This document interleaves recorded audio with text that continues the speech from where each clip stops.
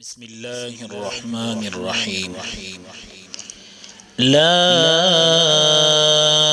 أقسم بيوم القيامة ولا أقسم بالنفس اللوامة أيحسب الإنسان أن لن نجمع عظامه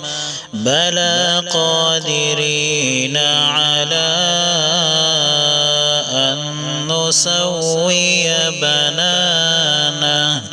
بل يريد الإنسان ليفجر أمامه يسأل أيان يوم القيامة فإذا برق البصر وخسف القمر وجمع الشمس والقمر يقول الإنسان يومئذ أين المفر كلا لا وزر إلى ربك يومئذ المستقر ينبأ الإنسان يومئذ بما قدم وأخر بل الإنسان على نفسه بصيرة ولو ألقى معاذيره لا تحرك به لسانك لتعجل به إن علينا جمعه وقرآنه فإذا قرأناه فاتبع قرآنه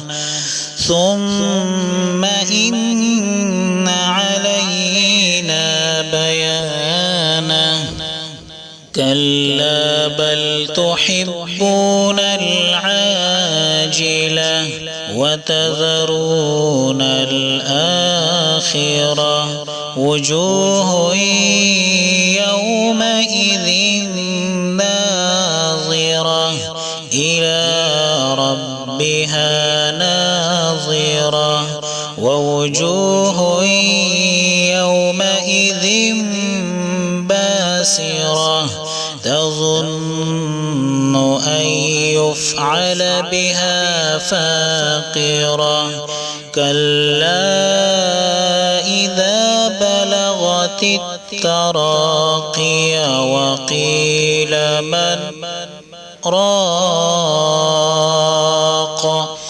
وظن أنه الفراق والتفت الساق بالساق إلى ربك يومئذ المساق فلا صدق ولا صلى ولكن كذب وتولى ثم ذهب إلى أهله يتمطى أولى لك فأولى ثم أولى لك فأولى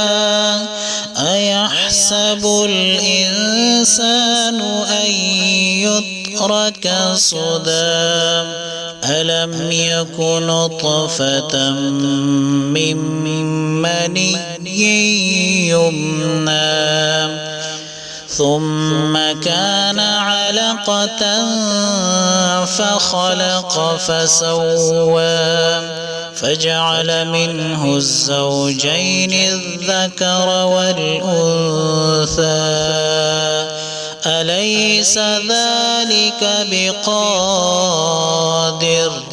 أليس ذلك بقادر على